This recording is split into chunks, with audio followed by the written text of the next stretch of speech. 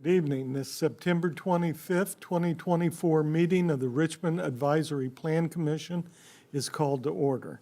Would you please call the roll? Len Clark, Here. Matt Evans, Here. Joe Price, Here. Justin Scheiben, Here. Rob Tidrow, Here. Gary Turner, Here. Bruce Whistle. Here. We do have 7 members present, and that does constitute a quorum, and we can conduct business tonight. Members should have received the minutes to the August 28th meeting in their packets. Do we have any correction or additions to those minutes? If not, the chair will accept a motion. I move to approve. Second. We have a motion and a second to accept the minutes of the August 28th meeting as received. All those in favor say aye. Aye. Opposed? Motion carried. Proof of publication. Thank you. We do have this publisher's claim serving as the proof of publication. It states the time, date, place, and items on the agenda for tonight's public hearing. I would ask the board to the commission to make a motion to accept the proof of publication. So moved. Second. We have a motion and a second to accept proof of publication. All those in favor say aye. Aye. Opposed? Motion carried. Under new business tonight, we have ordinance 54, 2024, which is the petition of Charles Jr. and Linda McMahon, owner, George Sauer, agent, requesting a zoning map amendment to rezone a parcel from limited commercial, LC, to intense multifamily residential, M2, at 1901 Chester Boulevard, Richmond, Indiana. Parcel ID is 89-16-28-110-110.000-030. Legal description is a point entrance south, 1/2 northwest, section 2813-1, 2.5 acres. Is the agent available?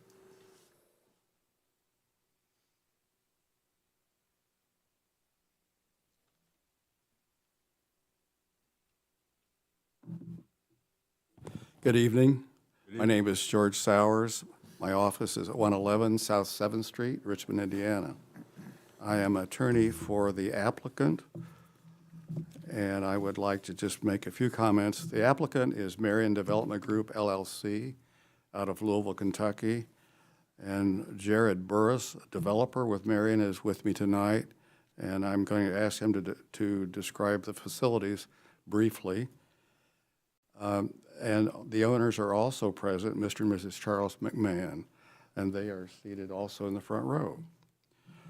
So Marion Development proposes to build an assisted living facility on properties located at 1901 and 1907 Chester Boulevard, and they've entered into purchase agreements with the respective owners of both properties, subject to all necessary approvals for their project. The assisted living facility is a permitted use in the M2 area, which we are requesting, which is intense multifamily district. 1901 is zoned LC, limited commercial, and we are asking to rezone 1901 to M2, multifamily residential. 1907, which is the adjoining property for which Marion also has the purchase agreement, is already zoned M2. 1901 then is bounded by 1907 on the north, which is M2. And it's also bounded on the south by a general commercial where there's a Swifty station and animal welfare, and also part of it is M2. Across the street on the west are medical facilities, zone limited commercial. There are some residential properties located to the east, 2 of which are contiguous to this parcel. And I believe a few more were included on the notice, but only 2 are contiguous. The contiguous, the proposed use is for a residential facility, and it is compatible with the comprehensive plan. That was gratifying to me because so often I struggle to find a way to make the rezoning fit into the comprehensive plan. But in this instance, it does fit into the Richmond Rising Comprehensive Plan. On page 24 of Richmond Rising, it states that the number one challenge for the city is that our population is declining and growing older. They further state that one of the problems is likely because of the lack of amenities for the age group, that we're losing population, and what they need is a diversity of housing types. And we believe this project will greatly fulfill that need. I would like to have, before wrapping it up, I would like to have Jared tell you just a little bit about the facilities which they propose. And I think he has a couple pictures. There were projects they've done in Jeffersonville and in Columbus, both of them fairly recently. So I would like to turn it over to Jared before I conclude my presentation.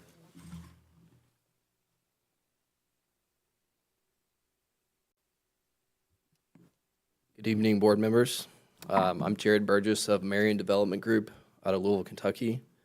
10710 Sunderland Road, Louisville, Kentucky. I did bring a few slides with me this evening, if you'd like to cycle through those for me. George just hit on this point. Per review of the Richmond Rising Comprehensive Plan, as George stated, I won't read this verbatim, but challenge number one in the plan states Richmond's population is declining and growing older. Again, one solution to this problem would be creating housing, a variety of housing types for the older population. And further down in the document, you can see that a community that accommodates a diverse selection of housing, transportation, recreation, and human services for people in all stages of life promotes growth and resident retention, etc. We believe our project will certainly do that. Here's a assisted living facility we recently developed in Jeffersonville, Indiana. Very similar size, product type to what we're proposing here in Richmond. The outside finishes will be very similar, kind of neutral tones. It's approximately 118 units. Here's a shot of the inside and some outdoor amenity space. Again.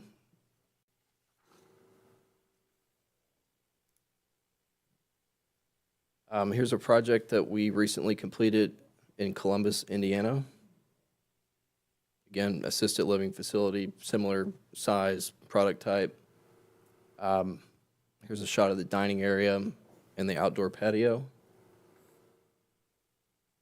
We have a variety of amenities within our facility, including a salon, barbershop. We have a full-time events coordinator, group fitness classes, full-service meals. We have a mode of not public transportation, but a bus designated for transportation for our residents at all of our facilities. Here's a rough timeline of our development process. Kicking off zoning Q3 2024. Assuming we proceed here, we'll work on design and due diligence through the end of the year. We'll close on financing in Q1 and then kick off construction. Typically, these facilities take 18 to 19 months to complete. Thank you. Do you have any questions for Mr. Burgess or Mr. Sowers? Yes, one question concerning parking. Are these residents likely to be still mobile and on their own in a car, or they are?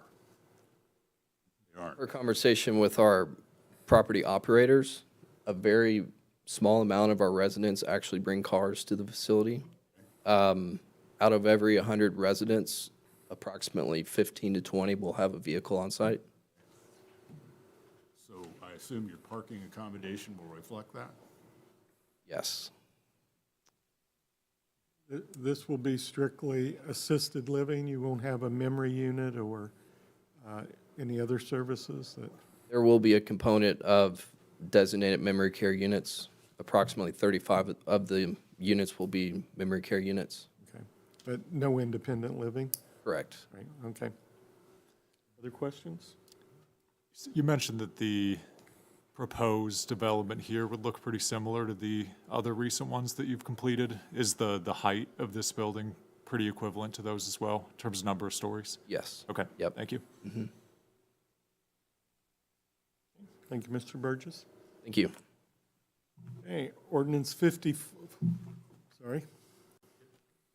If I may conclude, a couple things mentioned. The site plan, proposed site plan shows many more parking spaces than what we anticipate we'll actually do.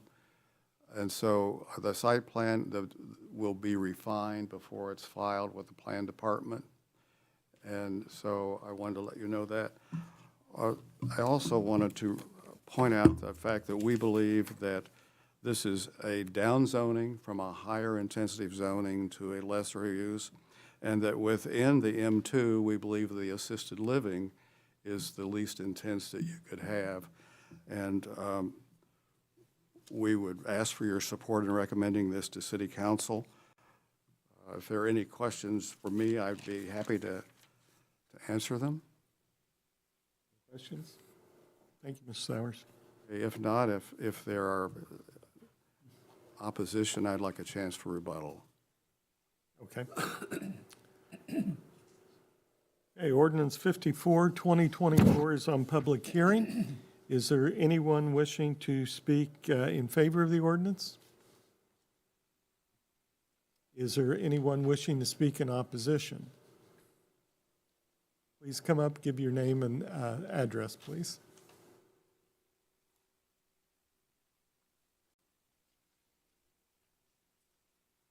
My name's Robert McFarland. I live at 1306 Hickory Lane here in Richmond.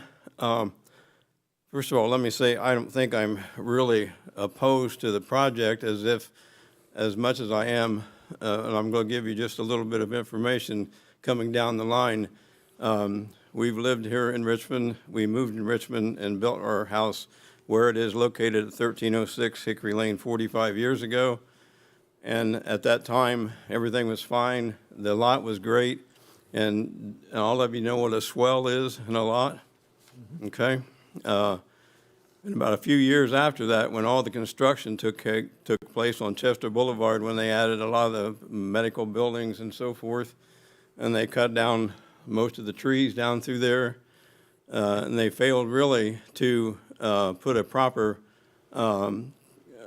when I say a catch basin for the runoff, with the trees coming down and additional parking space being put in, that runoff had no place to go except down through the woods, which is a part of what they're in now, which came down into the back of our yard and created over the years a ditch of close to 3 to 5 feet deep.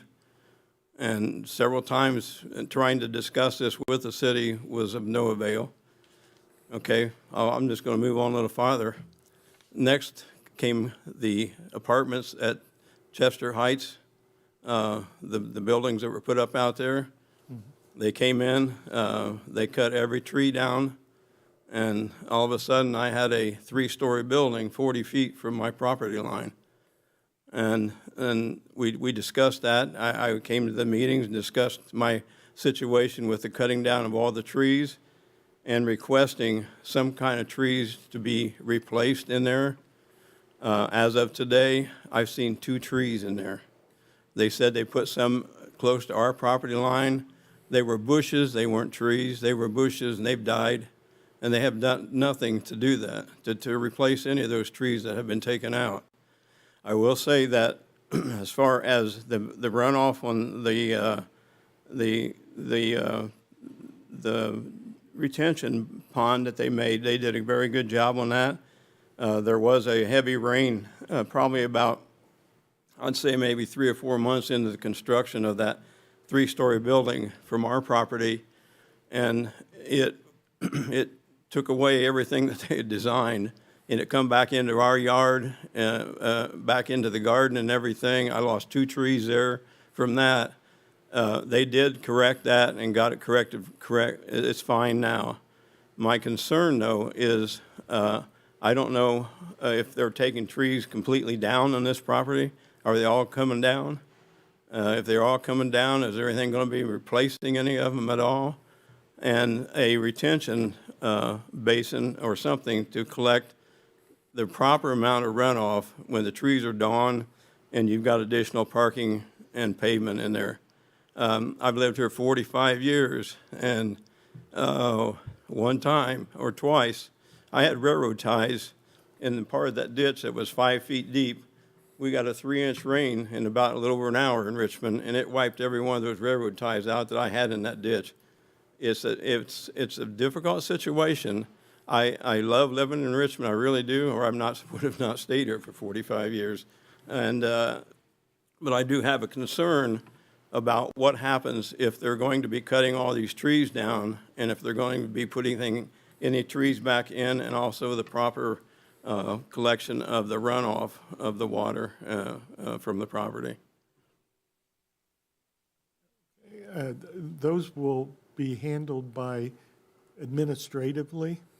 That's not something we look at, but before they can get their permits, they have to have an engineering plan that will address those issues. Okay, that's fine. I understand that, but like I just told you, on the property, the 3-story buildings they just put in on Chester Heights, they said they were going to put trees in there. There's no trees out there. Who takes care of that? Who goes back and looks at that and sees if it's been done? I had to do some things in my property to take care of that, but nobody in the city did anything about it. Yeah. Is that my property? Is that my situation to come to you guys or whomever the commission is in charge of that to say, hey, they've not put any trees in this place? Well, that would be the engineering department, or whatever it's called now. That would be our department as Okay. part of the final zoning inspection. I do know as far as minimum landscaping requirement for multifamily units, unless something in addition to the minimum requirements was included, this would have been very few trees. But at the time of final inspection for the certificate of occupancy, zoning would have gone out and made sure that there were a certain number of trees. Would you follow up on that and get with Mr. Farley? Sure. Okay, thanks, Dustin. I have no problem with the addition of what they're doing. I think it's great. We need the housing. I do have a problem if something does not go right, and we've been through 2 situations now. I don't want another third one. I'm getting too old to be out there tearing out railroad ties and stuff in my ditch. I can't do that anymore. So, but that comes up later. Yes, when they apply we do this in phases, so they don't have the expense of putting everything together and then find out that the concept isn't going to work. Okay. So that's, before they can get their permits to continue the construction, it's going to have approval, and it's going to have to be signed off by the various Okay. departments. I may be ahead of myself, but I just wanted to make sure that when the notice came to my address, I just wanted to address the issue. Sure. Okay? Okay. Thank you Mr. very much. McFarland. Any questions for Mr. McFarland? Thank you, sir. Anyone else wishing to speak in opposition?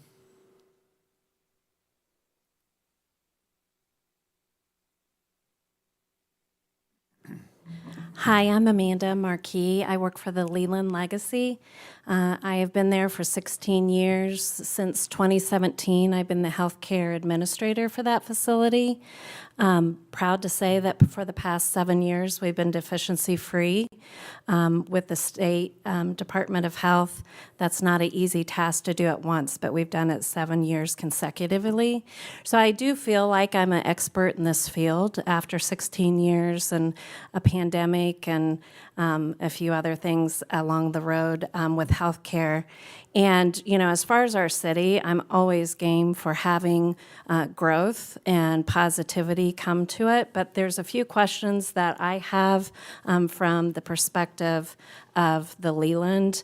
And there's, just so that you know, there are 6 properties that are assisted living communities within a 5-mile radius of this building. So you have Brookdale, Friends Fellowship, the Leland, Arbor Trace, Forest Park. There's also the Springs. They all have assisted living units. So I guess I would like to ask if this is a licensed assisted living community, because that is different than assisted living communities that are not licensed. The difference primarily is nursing staff. Is this going to be a licensed? Okay. So with it being a licensed assisted living community, right now the workforce for healthcare, this is nationwide. It's not just a Richmond problem, but there's a lot of things on the federal level that are coming down the pike as far as mandates for nursing staff, et cetera. So with a new development like this, I do feel like that's going to put a stressor on the other assisted living communities as far as workforce. So you have CNAs, you have nurses, and all the staff that goes with it. And also would affect Reed Hospital, which is a huge organization in our community. As far as traffic, I had seen one of the proposals in this, because it was going to be a senior community, that, you know, the traffic wasn't going to be very heavily impacted. So at the Leland, we have semis delivering our food. We have hospice, we have physical therapy, we have families, and a majority, I would say we have a heavy amount of people who still drive. Just because you need a little bit of help, that doesn't mean that you can't still drive. Some shouldn't, but on the flip side of that, a majority of, you know, I do think that would heavily impact that Chester Boulevard area through there. The state of Indiana right now is really going through a crisis in the healthcare field. You may have heard of Pathways program. There's the commercials, and it makes it sound very inviting. But Pathways is basically managed Medicaid. So if you're under a certain income, there is a program some of you may have heard called Medicaid Waiver, which does help offset assisted living. Is this going to be a Medicaid waiver property? Could you address your Oh, sorry. questions? So that would be my question. A Medicaid waiver, is that going to be a part of this process? Because if that's the case, there is a significant downfall in the state right now. There was a misappropriation of over $1 billion for that program. So our census, which just means how many clients that we have in our building right now, we're lower than even what we were during the pandemic. And so several of the other properties that I had mentioned at the beginning of this are going through the same problem. So where the building looks phenomenal, and no doubt that for $44 million, it better be a very solid building, I have a concern as far as if there's going to be the opportunity to put people in there if they're depending on part of that process coming from the state of Indiana.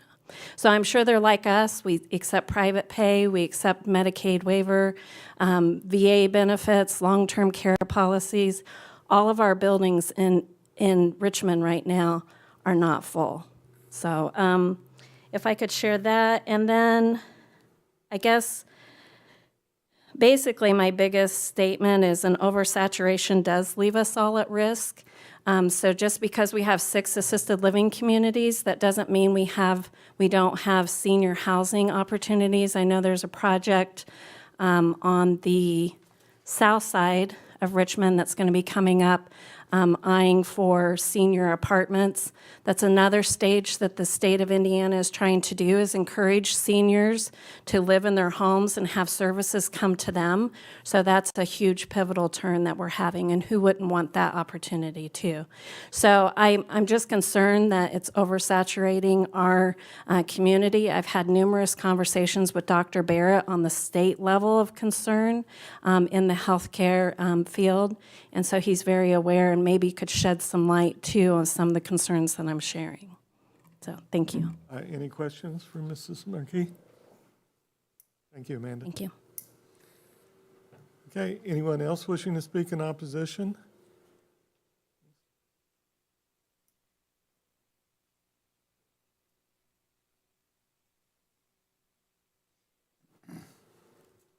My name is Amy Walton. I live at 1304 Woodland Trail in Oak Park, and this project would be butted up right behind me, my property lines.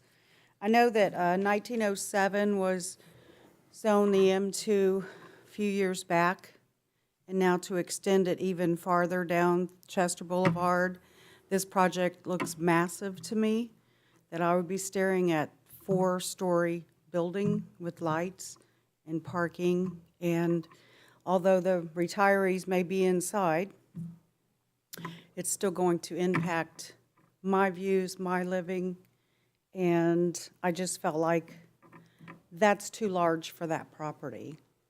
And I just don't really want to see that zoning changed. I don't know what's going to happen to like Speedway. I don't know what's going to happen to the animal shelter. Are we going to continue to grow those massive buildings down through there behind me? That's my concern today. Any questions for Mrs. Walton? Thank you, Mrs. Walton. Anyone else speaking in opposition? If not, Mr. Sowers, I'm going to give you your opportunity to address concerns that came up, and I have a checklist here. I would like to address the concerns of the first and third speaker. I would like for Jared to address the more technical aspects of this facility because he's more familiar with the statistics. This building is 4 stories, but the height is going to be 55 feet. That's within the standards of the M2 zoning code. Marion plans to leave as many trees as possible. The site, they believe that's for aesthetic reasons as well as the neighbors. Right now, with the site plan that's been presented, it uses the minimum 40-foot setback, but I have been in contact with Dustin Purvis. Because it is assisted living, we don't need as many parking places as is on the current proposed site plan, and we can reduce it a great deal. We believe that by eliminating a couple rows that we can have a 90-foot setback from the property line, and if so, we would leave trees in that line. Also, the engineering has designed a detention pond. Presently, they have the detention pond located in front of the building, but we're discussing whether or not it should be there or behind. But I sympathize with the owners that have lost their trees and their screens. But if we can have 90 feet of trees left, I think that provides an excellent screen, and Marion wants to be a good neighbor. With respect to the rezoning, this property is currently zoned limited commercial. That allows all kinds of small businesses, including sexually oriented shops.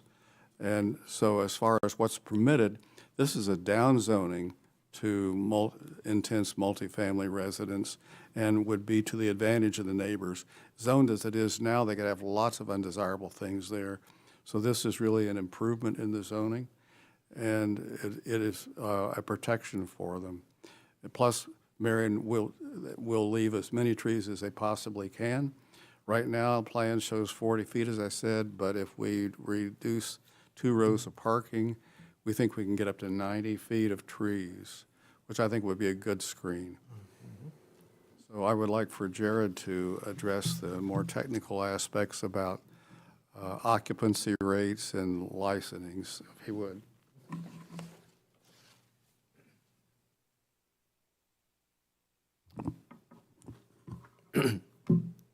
To address the second set of comments and questions that were proposed by Ms. Marquis, yes, this is a fully licensed community. Our operator, they operate our 2 current Indiana properties, assisted living properties, and they have a portfolio of over 50 properties in the region.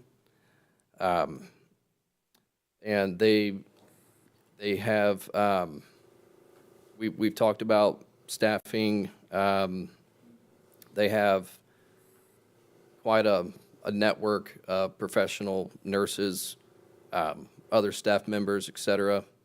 Of course, we would hire local labor in addition to that.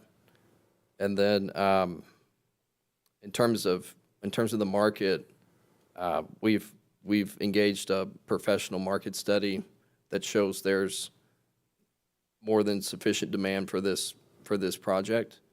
In addition to that, there's evidence in the study that Richmond performed, Richmond Rising. There's a reason why the number one concern is housing our elderly, aging population. Thank you. Okay. Do you have any questions for Mr. Burgess or Mr. Sowers at this point? Mr. Chairman, we're all guessing about the total amount of need. How do you account for the vacancies in the current providers and match that against confidence that you can fill this thing up?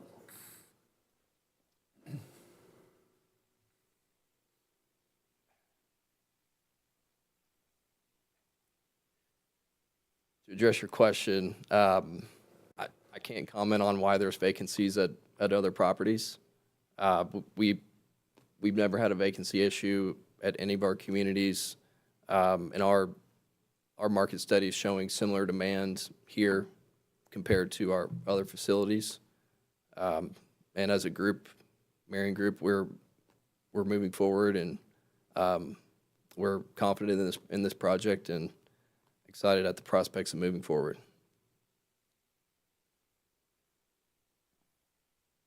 Other questions? Okay, thank you, Mr. Burgess. Anyone else wishing to speak? If not, public hearing is closed at this stage, and we will go to the staff report. Thank you, Mr. President. Ordinance 54 is the petition of Charles R. McMahon Jr. and Linda E. McMahon, owners. George Sowers is the agent, located at... Is your speaker on? I think so. We Can you hear can't me? hear you.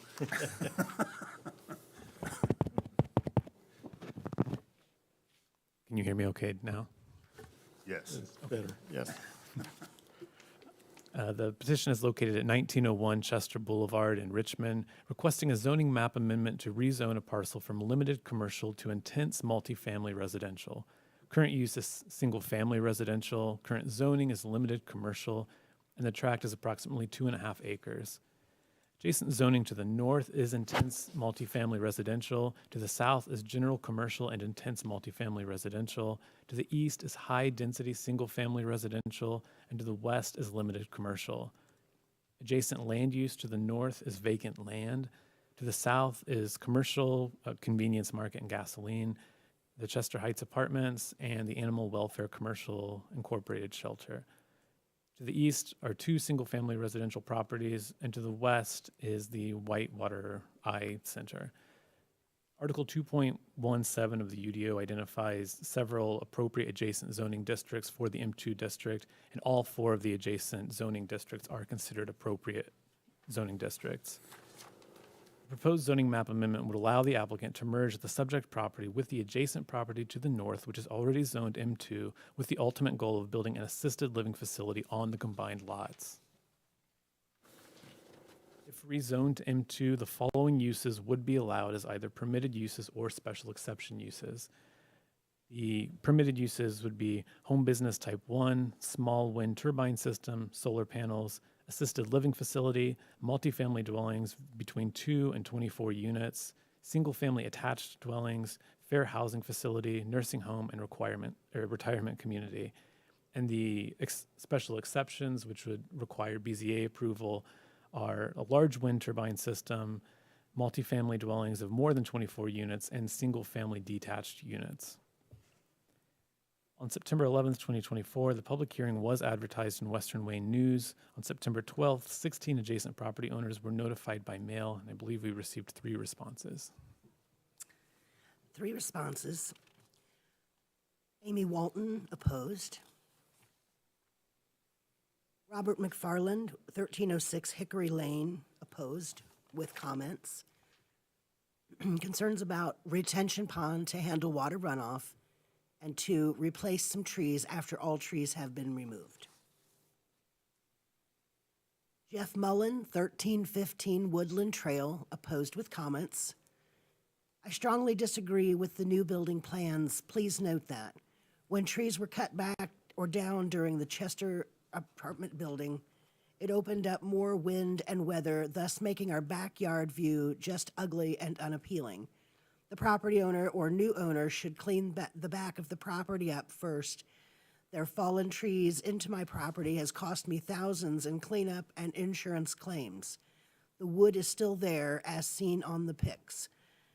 The city of Richmond did a poor job of not demanding a landscape barrier, costing neighbors thousands in planting trees and home values lost. I spoke to Ian Van Ness about it.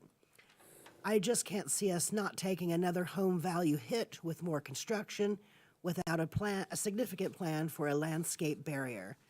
Mature trees are great to leave, but don't provide privacy or protection. Barrier wall and lower hanging foliage would be a great place to start. I know it's early stage, but please help protect one of Richmond's oldest, nicest, and safest neighborhoods. Pics of old view versus new view of apartments and what my fence line looks like with fallen trees. One tree recently fell from the woods, hit my tree in the yard. It cut me $2,500 to cut my tree down since it was hit. McMahon family didn't even offer to help clean it up, but selling all this land, surely they have some cash flow now to help. Thank you.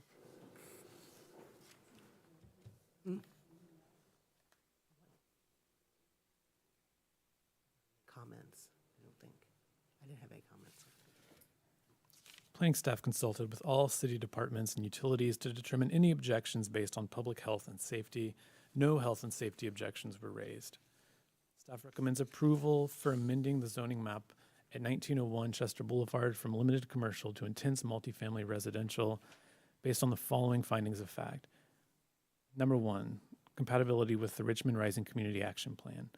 The comprehensive plan's future land use map identifies most of this stretch of Chester Boulevard and its adjoining neighborhoods between Sylvan Nook Drive and Reed Parkway as part of its traditional neighborhood place types moving forward. Traditional neighborhoods are identified as second ring residential areas located just beyond Richmond's urban core with access to schools, religious institutions, and public parks.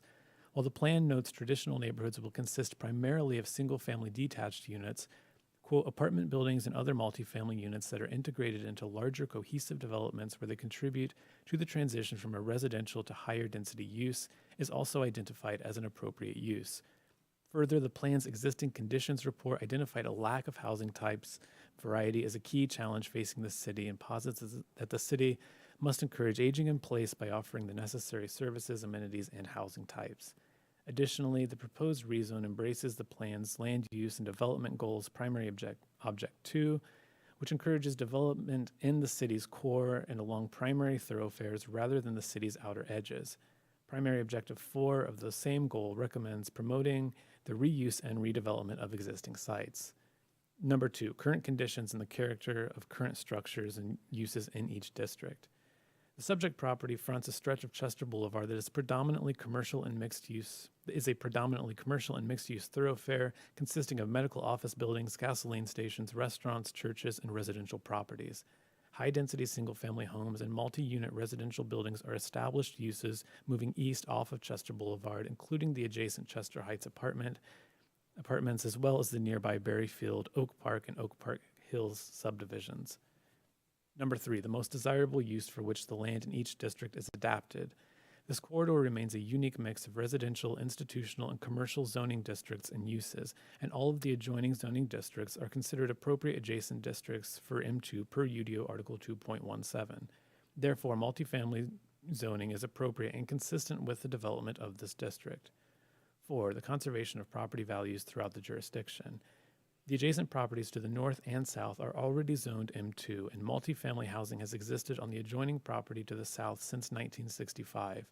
The zoning impact, combined with the relative low intensity of the proposed assisted living facility, should have minimal impact on nearby property values. And number 5, responsible growth and development. There are currently very few properties within the city that are zoned for multifamily residential projects. Most properties currently zoned M1 or M2 already house multifamily facilities, which has limited the number of locations available for new low-income and market-rate apartment projects, which the 2023 Wayne County Housing Study conducted by Tracy Cross and Associates indicates is a significant need for our community. Rezoning the current property to M2 would contribute to a cluster of multifamily zoned properties along a heavily trafficked thoroughfare, which is a responsible approach to growing the city's housing options. There are no rent commitments, and if you have any questions for me, I'd be happy to try to address those. Any questions for Mr. Purvis?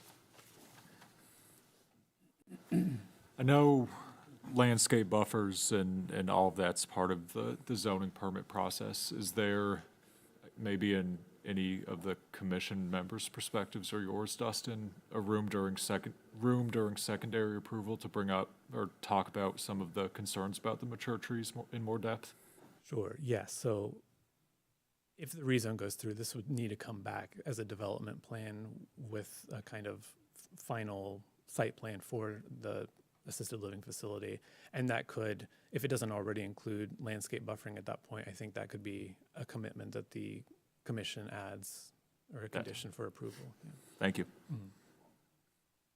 That comes back to the plan staff, but not to the commission, right? For multifamily buildings, it actually comes to the Plan Commission for an additional public hearing.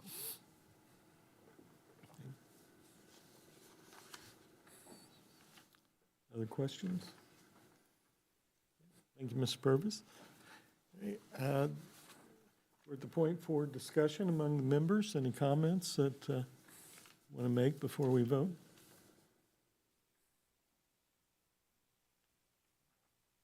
I might make just one, addressing the number of personnel available that, and whether there's a need for the, or, too much competition for. We generally, I think it's out of our preview to really address questions on business issues.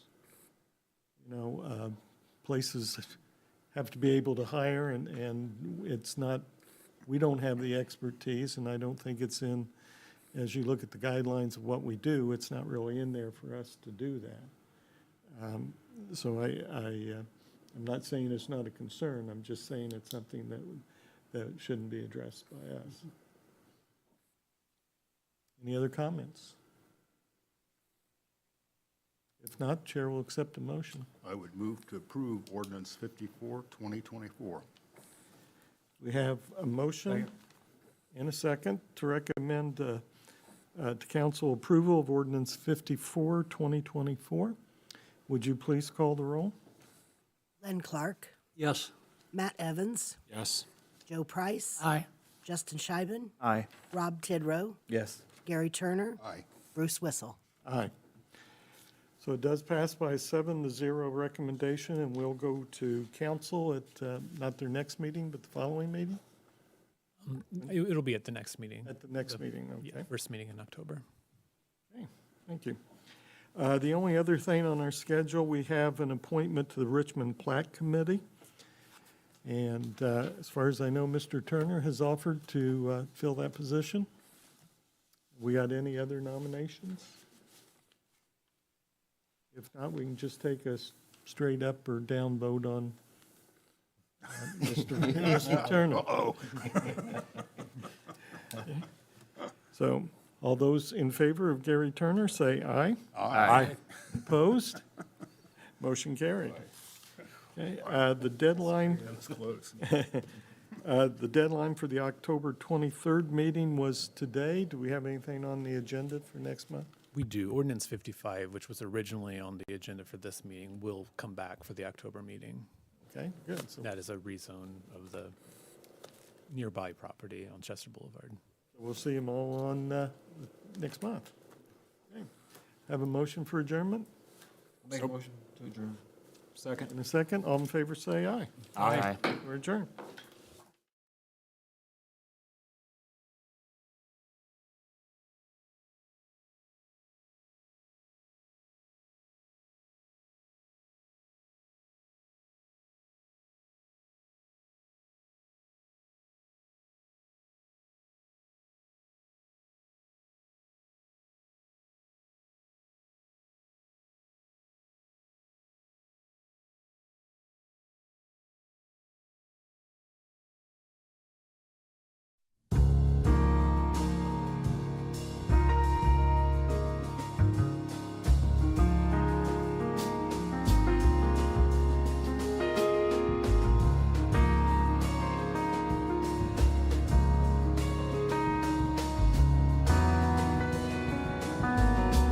You are watching Whitewater Government Television, WGTV, Channel 11, part of the Whitewater Community Television family of stations.